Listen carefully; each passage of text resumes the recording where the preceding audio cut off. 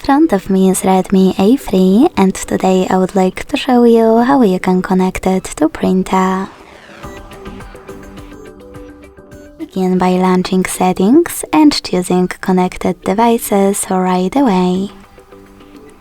Then tap on connection preferences, select printing and tap on default print service. Then wait. Your device is looking for a printer and when it finds one, it will connect to it. To use a different service, disable this one first. Go back, tap on Add Service and install the best one for you. Then access it from the same printing settings.